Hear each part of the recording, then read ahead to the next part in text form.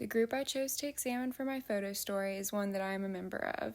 The group consists of my family on my father's side as we participate in our mutual love and intergenerational support of the University of Alabama's football team. The setting for this group is determined around Alabama football games. Settings include our family's home in Pike Road, Alabama, football stadiums, family members' houses across the United States, and through group chats. The occasions for us getting together are yearly during the Iron Bowl, which is the game that Alabama plays against their Auburn, their rival. Bowl games, national title games. We often meet up to attend games in Tuscaloosa, Alabama, and every few years when Alabama plays the University of South Carolina. The members are all within my family or due to a long-lasting relationship with a member. As Cole defines culture, all members of our group influence each other's culture, and it's a part of how our group interacts. Once the culture is established, it's hard for it to change. This is absolutely true with my family.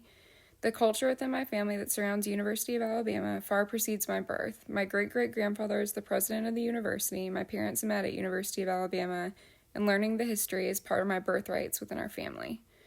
New members of the group are always welcomed quickly, integrated into that dynamic through food, drinks, and talking about Alabama history and an expectation to wear crimson. Roll Tide is an expression used to replace hello, goodbye, acknowledge a great play, or respect another fan in passing within the culture of Alabama fans. The culture of this group is even a defining part of my home, where I have multiple posters, pictures from Alabama, and a collar for my dog, which has Big Al, the Alabama football elephant. As defined within the OTPF, rituals are symbolic actions with cultural, spiritual, or social meaning that contribute to the client's identities, reinforce their key values and beliefs. Food and alcohol are a significant part of the culture that surrounds Alabama football. In particular, Dreamland. It's a restaurant that's across Alabama that is a big part of the rituals when we are together for a game. Food may be planned days or months in advance. We have had Dreamland ribs delivered from Alabama to South Carolina for a tailgate. My grandfather and uncle may spend all day smoking ribs as everyone prepares the sides. Many of our social interactions preceding the game are related to the planning, preparing, and eating of food. Here you can see the smoker that my brother built in his backyard just to smoke ribs for the family occasion. Who is bringing what drinks, shots for touchdowns, and getting each other's beers reinforce our support of each other and the mutual respect that holds this group together. Even if you may not be engaging in drinking, often you may end up making the drinks. This past game, I made Yellow Hammers, which is a traditional drink served in Tuscaloosa, Alabama, for the entire group, even though I didn't partake. As Yolome defines it, catharsis is emotional unburdening with processing and learning. Casually, playfully, and respectfully criticizing our rival Auburn has been a part of the group since I can remember.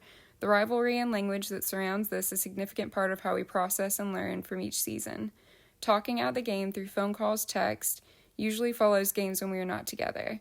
Drinks, discussion, and emotional support are part of our rituals following a game when we are together, especially a loss. As Cole defines universality, none of us are alone. We're all going through these games together, and we all have identified similarities in each other through our mutual love for Alabama football. We are all within my family and are welcome to participate in activities. Everyone has a love for the team, shares the experiences of wins and losses, and supports and connects with one another. Here's pictured my youngest brother's christening and my oldest brother's graduation from high school. Even though these weren't occasions for the game, Alabama is what ties us together. It's part of the garb and the commonality that we all share. Altruism, as Yolome defines, gaining through giving, reciprocity, and self-worth, are a big part of my family. Even if you can't afford the trip or tickets to a game, someone always steps in to pay for the support it. Texts, phone calls, and pictures are sent to anyone who cannot attend.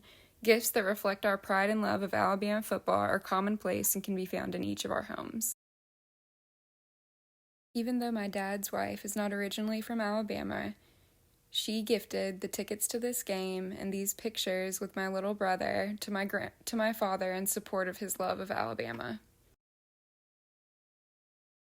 Installation of Hope, where senior members can communicate hope over time to new and younger members, as Yolome defines it, is very significant in this group. Until I was in my late teens, Alabama had not won a national title game since I was a young child. I spent most of my childhood learning about the rich history of Alabama football with the hope for another national title in the future. Even whenever we started winning national titles again, my grandfather has always been quick to criticize the team after every game. He taught us that we could always do better, and that's what it means to be an Alabama fan. As Cole defines cohesiveness, it's a powerful part of bringing us together and increasing attendance and participation. In this picture, you can see that my boyfriend may not be a fan of Alabama, but he quickly became immersed in the culture and support of my family. Here you can see my boyfriend already wearing crimson for one of the Alabama games as he becomes a part of the group. You can also see my little brother, who may not understand every intricacy of Alabama football, but we somehow managed to not throw him away whenever he got attached to this weird University of South Carolina gnome, even though he should have known better. When our team loses, we share understanding and respect of how each of us will experience the loss. Often we joke and imitate each other's behaviors and emotions surrounding Alabama football. The flow of our interactions are natural, and planning when we get together is mutually supported and engaged in. My family is able to come together around football in a neutral and cohesive way, no matter what hardships or disagreements are occurring between us otherwise. Here is a recent picture of us together at a game. Roll, Tide, roll.